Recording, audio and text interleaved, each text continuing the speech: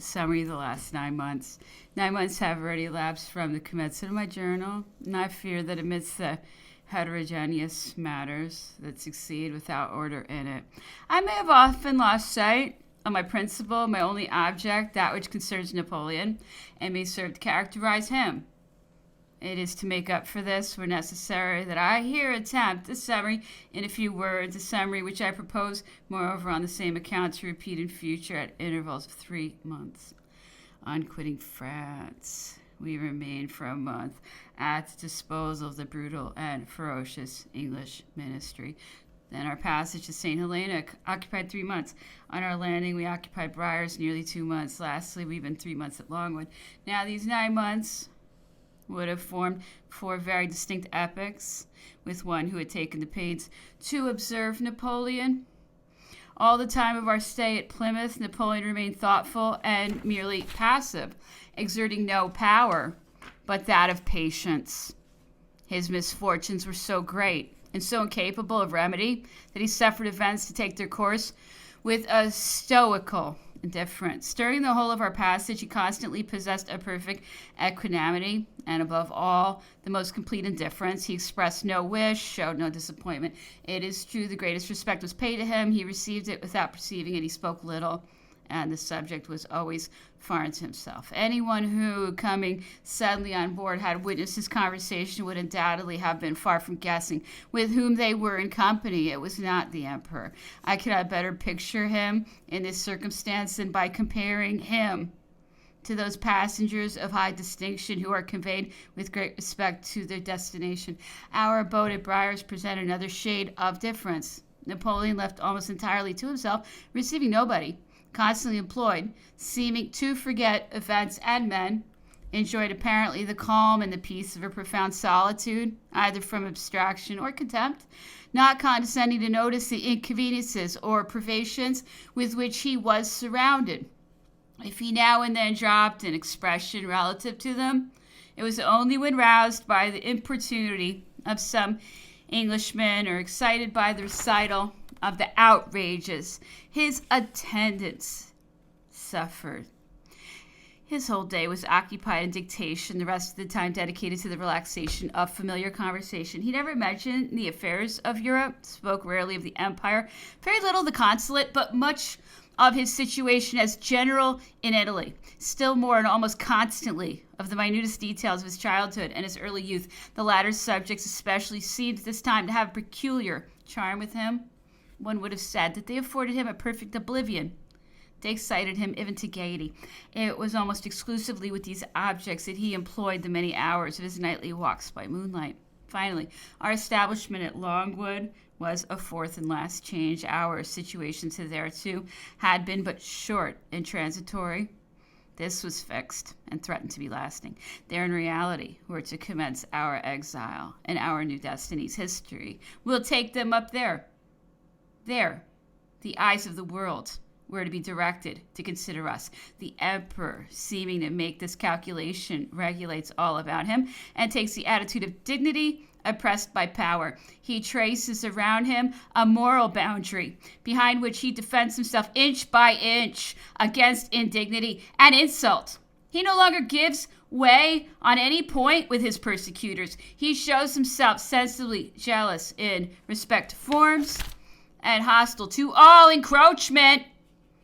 The English never doubted that habit would in the end produce formality. The emperor brings them to it from the first day, and the most profound respect is manifested. It was no small surprise to us, nor a slight satisfaction to have to observe amongst ourselves that without knowing how or why, it was never the less perceptible that the emperor now stood higher in the opinion and the respect of the English than he had hitherto done.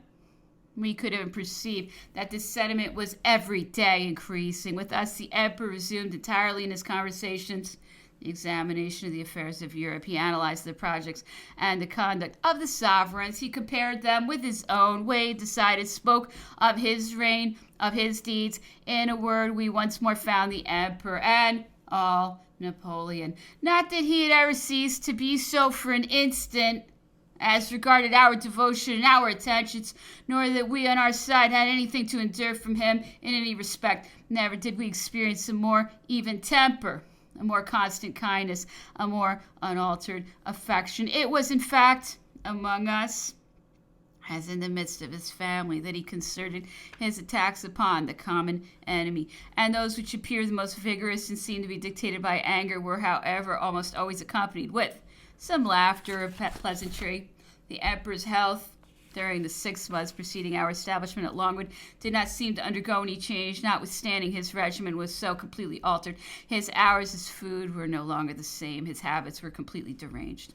He who had been accustomed to so much exercise had been confined all this time to a room. Bathing had become a part of his existence, and he was constantly deprived of it, etc. It was not till after his arrival at Longwood, and when he was again supplied with some of these things, when he rode on horseback and returned to the use of the bath, that we began to perceive a sensible alteration. It is a singular circumstance that so long as he was ill-situated, he suffered nothing. It was not till he was better that he was seen to be in pain.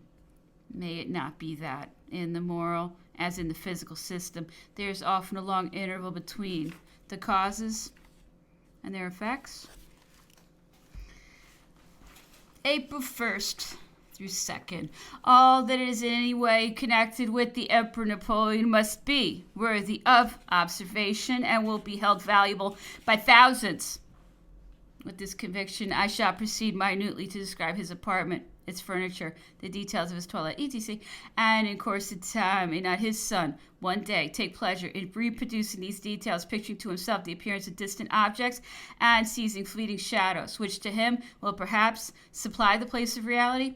The emperor's own apartments consist of 2 chambers, A and B, each 45 feet long and 42 broad and about 7 feet high.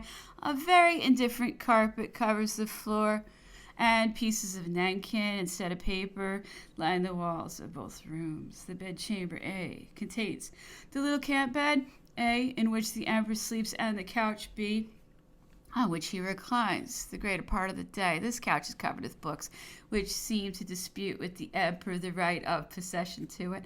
Besides this couch stands a small table, C, on which the emperor breakfasts and dines when he takes his meals in his own chamber, and which in the evening bears a candlestick with 3 branches surmounted by a large ornament. Between 2 windows and opposite the doors stands a chest of drawers, D, containing the emperor's linen, and on top of which stands his large dressing case. Over the fireplace, C, hangs a very small glass together with several pictures. On the right is a portrait of the King of Rome, sitting on a sheep by M.A. Thibault.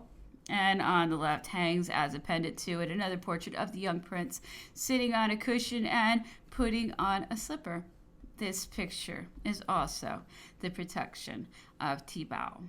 Lower down is a small marble bust of the King of Rome, 2 candlesticks, 2 scent bottles, and 2 cups of silver gilt taken from the emperor's cabinet complete the arrangement and the decoration of the chimney piece. Lastly, at the foot of the couch and directly in the view, the emperor, when he reposes on it, when he does the greater part of the day, hangs Isabe's portrait of Maria Louisa holding her son in her arms. This wretched little closet has thus become a family sanctuary. I must not omit to mention Frederick the Great's large silver watch, which is a sort of mourning bell. It was taken at Potsdam, and it hangs on the left of the chimney piece, beyond the portraits. The emperor's own watch, which hangs on the right of the chimney in the same that he used in the campaigns of Italy. It is closed in a gold case marked with his cipher B. These are the contents of the first chamber. In the second room B, which serves as a sort of study, along the walls next to the windows are several rough shelves supported on brackets, on which are scattered a great number of books, and the manuscripts have been written from the emperor's dictation. Between the 2 windows is a bookcase G, in the form of a bookcase, and on the opposite side stands another campstead H, similar to the one already mentioned. On this bed, the emperor sometimes reposes in the daytime, and he occasionally lies down on it when he arises from the other bed during his frequent sleepless nights, and when fatigued with dictating or walking about alone in his chamber. Lastly, In the middle of the room stands the writing table, with marks indicating the places usually occupied by the emperor and each of us during his dictations. The emperor dresses in his bedroom. When he takes off his clothes, which he does without assistance, he throws them all upon the ground. If one of his valets happened not to be at hand to take them from him. How many times have I stooped to pick up the cordon of the Legion of Honor when I have seen it thrown carelessly on the ground? Shaving, which is almost the last business of the emperor's toilet, is not commenced until he gets on his stockings, shoes, etc. He shaves himself, first taking off his shirt, retaining only his flannel waistcoat, which he had laid aside during the excessive heat we experienced in crossing the line, but which he was obliged to resume at Longwood in consequence of a severe attack of the colic. From this, however, the use of his flannel waistcoat speedily relieved him. The emperor shaves in the recess of the window nearest the fireplace. His first valet de chambre hands him the soap and razor, and the second holds before him the looking glass of his dressing case, so that the emperor may present to the light the side that he is shaving. It is the business of the second valet de chambre to tell him whether or not he shaves clean. Having shaved one side, he turns completely round to shave the other, and the valets change sides. The emperor then washes his face and very frequently his head in a large silver basin F, which is fixed in a corner of the room in which is brought from the Élysée. The emperor is very lusty. His skin is very white, but with few hairs, and he has a certain embonpoint which does not belong to the male sex, and to which he sometimes jokingly alludes. He rubs his chest and arms with a tolerably hard brush. He afterwards gives the brush to his valet de chambre, who rubs his back and shoulders. And when in good humor, he often says, "Come, brush hard as if you were scrubbing an ass." He used almost to drown himself in eau de cologne, at least so long as he had any at his disposal, but his store of this article was speedily exhausted, and as none could be procured on the island, he was reduced to the necessity of using lavender water, the want of eau de cologne. He felt as a severe privation after he has had his back rubbed, or after he has finished shaving each side of his beard. He sometimes good-humoredly looks his valet in the face for a few seconds, and then gives him a smart box on the ear, accompanied by some jocular expression. This has been construed by libelists and pamphleteers into the habit of cruelly beating those who were about him. We all, in our turns, occasionally received a pinch or a box on the ear, but from the expressions which always accompanied the action, we thought ourselves very happy in receiving such favors during the period of his power. This calls to my recollection and explains to me certain observations which I once heard from Duke de Craye, one of the emperor's ministers. The duke, when in the height of his glory and power, wished to obtain a certain favor from the emperor. He was conversing with me on the subject, and after adverting to all his chances of success, he said, "I shall have it. After all, the first time I get roughly treated." And remarking that my countenance expressed surprise, he added with a significant smile, "But, my dear fellow, after all, 'tis not so terrible a thing as you imagine. Many would be happy to receive such usage, I assure you. The emperor does not leave his chamber until he is completely dressed. He wears shoes in the morning and does not put on his boots until he rides out on horseback. When he first came to Longwood, he laid aside his green uniform of the guard and wore a hunting coat, the lacing of which had been taken off. This coat soon began to look shabby, and his attendants were at a loss what to substitute for it. This, however, was not the only inconvenience of the kind to which he was exposed. For instance, we were much distressed to see him reduced to the necessity of wearing one pair of silk stockings for several days in succession, but he laughed whenever we expressed our regret on this subject, or remarked that it was easy to count the number of days the stockings had been worn by the marks which the shoes had imprinted on them. In other words, he retained his usual dress, namely waistcoat and small clothes of white kerseymere and a black cravat. When he was going out, any one of the gentlemen who happened to be in the room presented to him his hat. that little hat, which has in some measure become identified with his person. Several of the emperor's hats have been carried off since we have been on the island, for every individual who approaches him is anxious to obtain some token of remembrance of him. How often have we been tormented, even by persons of distinguished rank, to procure for them even a button of his coat or any other trifle belonging to him. I was almost always present at the emperor's toilette. Sometimes I remained after having finished my writing, and sometimes the emperor desired me to come and chat with him. One day I was looking steadfastly at him as he put on his flannel waistcoat. My countenance, I suppose, expressed something particular, for he said in his good-humored way of addressing me, "Well, what is your excellency smile at? What are you thinking of at this moment, sire?" In a pamphlet which I lately read, I found it stated that your majesty was shielded by a coat of mail for the security of your person. A report of the same kind was circulated among certain classes in Paris, and in support of the assertion, allusion was made to your majesty's sudden embonpoint, which was said to be quite unnatural. You're talking about his male breasts. I was just now thinking that I could bear positive evidence to the contrary, that at St. Helene at least all precautions for personal safety have been laid aside. This is one of the 1,000 absurdities that have been published respecting me, said he.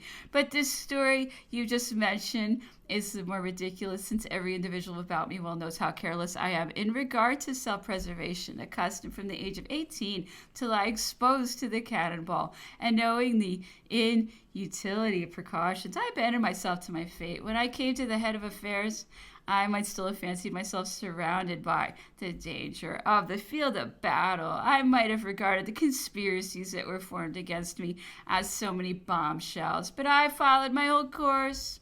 I trusted to my lucky star and left all precautions to the police. I was perhaps the only sovereign in Europe who dispensed with a bodyguard. Everyone could freely approach me without having, as it were, to pass through military barracks. The sentinels at the outer gates being passed all had free access to every part of my palace. Maria Louisa was much astonished to see me so poorly guarded. She often remarked that her father was surrounded by bayonets. For my part, I had no better defense at the Tuileries than I have here. I don't even know where to find my sword. Do you see it?" said he, looking about for it. "I have, to be sure," he continued, "incurred great dangers. Upwards of 30 plots were formed against me.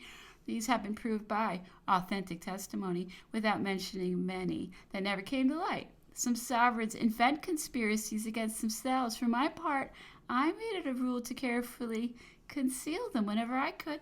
The crisis most serious to me was during the interval from the Battle of Marengo to the attempt of George and the affair of the Duke d'Enghien."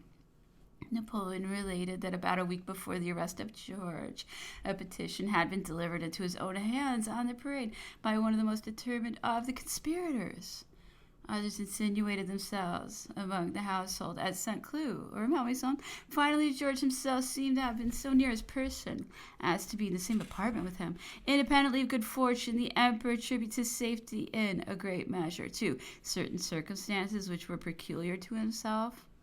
That which had doubtless, he said, contributed to preserve him was his having lived after his own fancy without any regular habits or fixed plan. His vast occupations kept him much at home and almost constantly confined him to his closet. He never dined abroad, seldom visited the theaters, and never appeared but at those times and places at which he was not expected.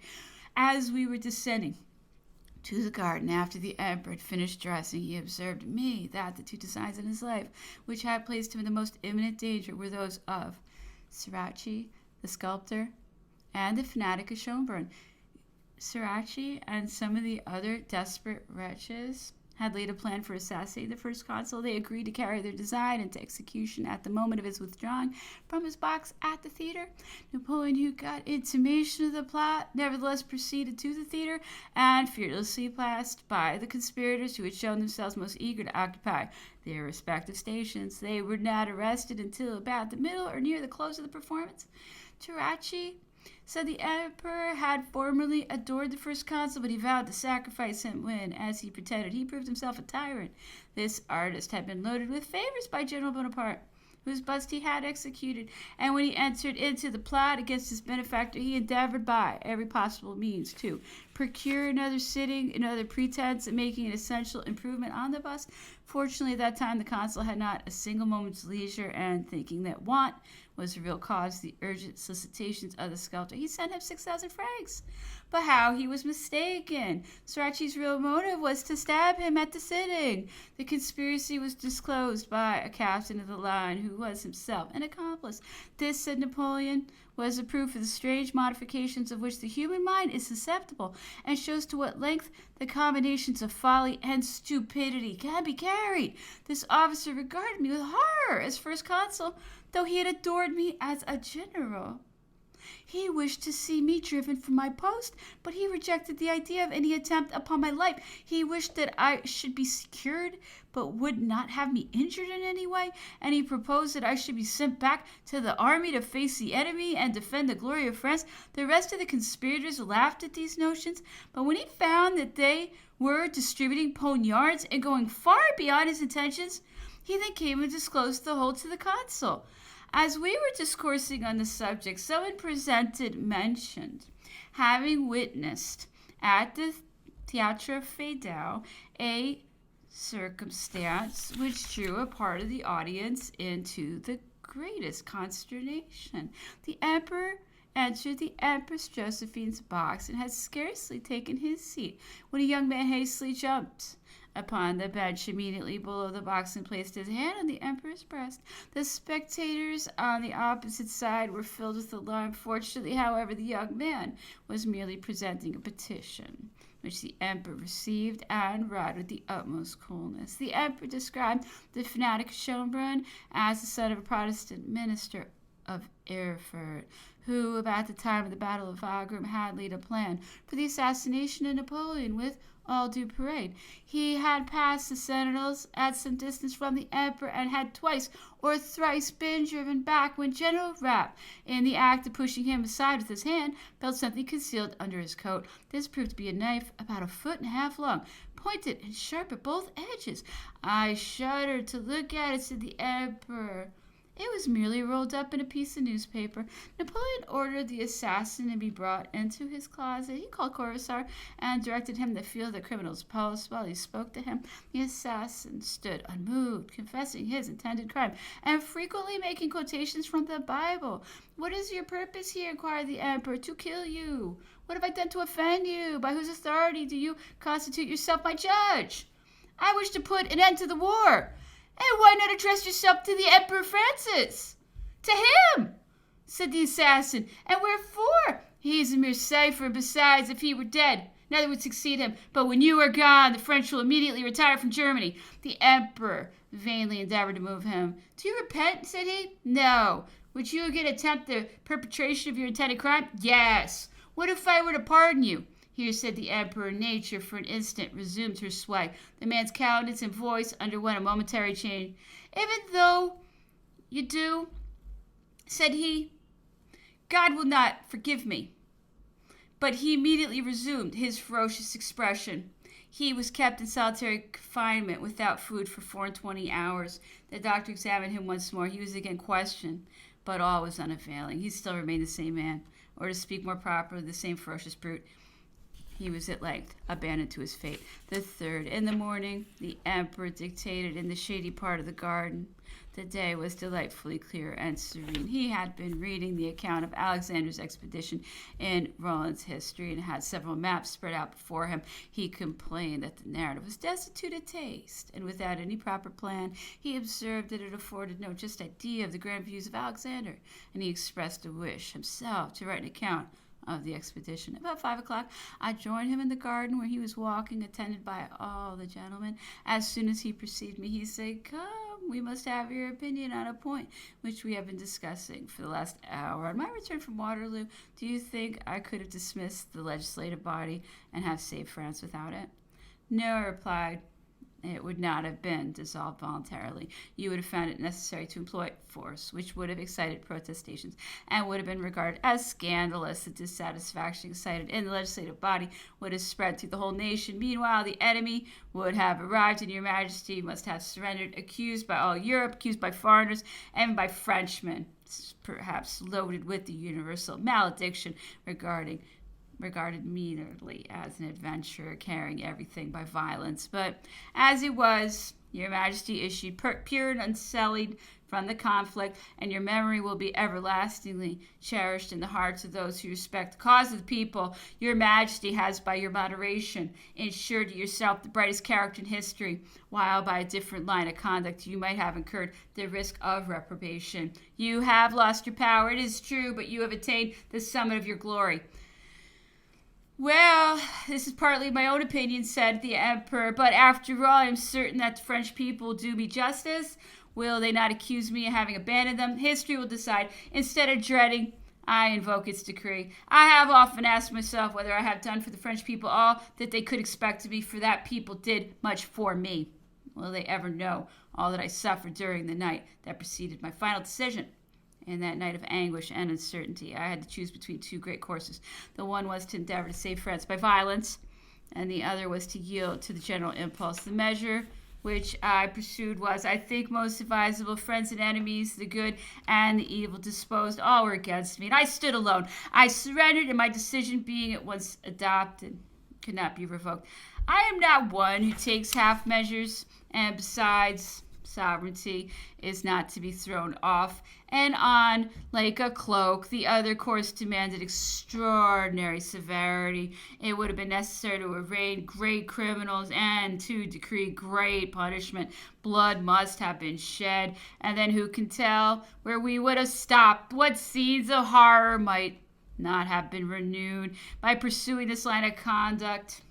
Should I not have drowned my memory in the deluge of blood, crimes, and abominations of every kind, which, with libelists, have already overwhelmed me? Should I not thereby have seemed to justify all that they have been pleased to invent? Posterity and history would have viewed me as a second Nero or Tiberius, if after all I could have saved France at such a price. I had energy sufficient to carry me through every difficulty, but it is certain that I should have succeeded. All our dangers did not come from without. The worst existed in our internal discord. Did not a party of mad fools dispute about the shades before we had secured the triumph of the color? How would it have been possible to persuade them that I was not laboring for myself alone, for my own personal advantage? How could I convince them of my disinterestedness, or prove that all my efforts were directed to save the country? To whom could I point out the dangers and miseries from which I sought to rescue the French people? They were evident to me, but the vulgar mass will ever remain in ignorance of them until they are crushed beneath their weight. What answer could be given to those who exclaim, "Behold the despot, the tyrant, again violating the oaths which he took but yesterday, and who knows whether amidst this tumult, this inextricable complication of difficulties, I might have perished by the hand of a Frenchman in the civil conflict? Then how would France have appeared in the eyes of the universe, in the estimation of future generations? The glory of France is to identify herself with me. I could not have achieved so many great deeds for her honor and glory without the nation and in despite of the nation. France is inclined to elevate me to too high a point. As I said before, history will decide." He then adverted to the plan and details of the campaign, dwelling with pleasure on its glorious commencement and with regret on the terrible disaster that marked its close. "Still," continued he, "I should have considered the state of affairs as by no means desperate. I had obtained the aid I expected. All our resources rested in the chambers. I hastened to convince them of this, but they immediately rose against me under pretense that I was come to dissolve them. What an absurdity! From that moment all was lost. It would perhaps be unjust," added the emperor, "to accuse the majority of the members of the chambers, but such is the nature of all numerous bodies that they must perish if disunited.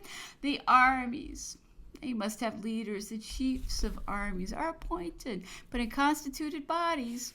Men of eminent talent and genius rise up and rule them.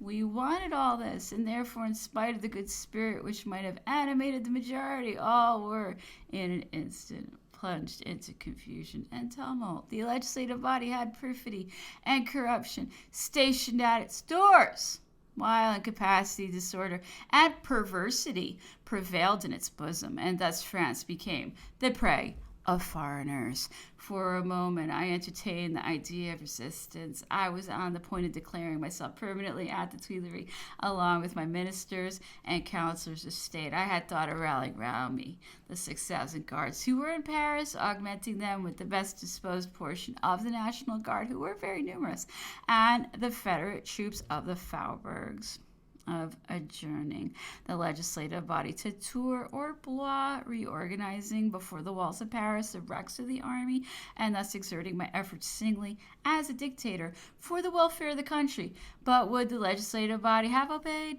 I might have enforced obedience, it is true, but this would have been a new cause of scandal and a fresh source of difficulties. Would the people have made common cause with me? Would even the army have continued constantly faithful to me? In the succession of events, might not both the people and the army have been separated from me? Might not the plans have been arranged to my prejudice? The idea that so many dangers were caused by me alone might have served as a plausible pretext, and the facilities which everyone had experienced during the preceding year in gaining favor with the Bourbons might to many have been decisive inducements.